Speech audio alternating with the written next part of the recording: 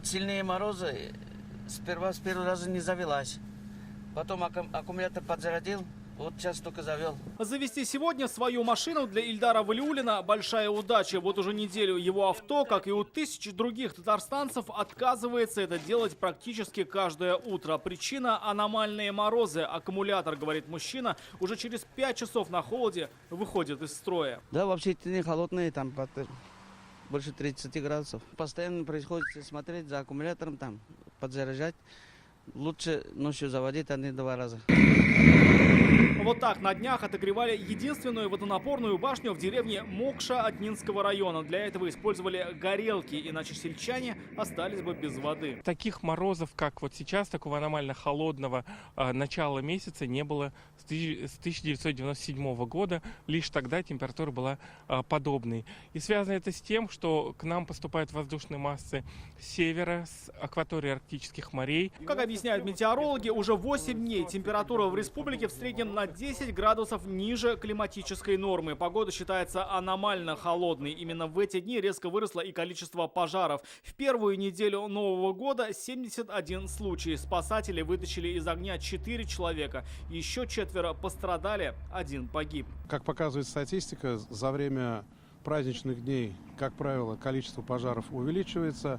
Плюс к тому мы видим, что отрицательные температуры тоже негативно влияют на количество пожаров, поскольку все же люди, пытаясь обогреть помещение, нарушают требования пожарной безопасности. Из-за аномальных холодов в республике отменены или перенесены ряд массовых мероприятий. В Казани это и фестиваль зимних забав в парке Горького, и новогодние мероприятия на ипподроме. Свои выступления отменили и уличные музыканты. Один из них – знаменитость улицы Баумана Константин Игнатов. Его зимние перформансы много лет собирали десятки зрителей в любую погоду, но эта зима, признается артист, и в его программу внесла коррективы. Были случаи, когда я выходил в минус 15, в минус 17 играть. Но вот эта зима выдалась достаточно такой морозной, и из-за этого пришлось все праздники провести, как все мои слушатели чаще всего и проводят, то есть отдыхая и не играя на Баумана. Опустела и главная елка города. Несмотря на то, что сегодня выходной, а территория открыта для всех желающих, мероприятий попросту нет из-за мороза. Впрочем, почти нет и желающих насладиться этими красотами на свежем воздухе. При минус 20 на термометре ощущение, как при минус 30. Просто нужно одеться по погоде. И все, и двигаться. Вот, накатались на горке. А я так, купалась вчера. Позавчера, так что я морозов не боюсь. Закаляйтесь. Движение – это жизнь, но побольше двигаться. Мы с Тумазов приехали специально, чтобы посетить все красивые места Казани.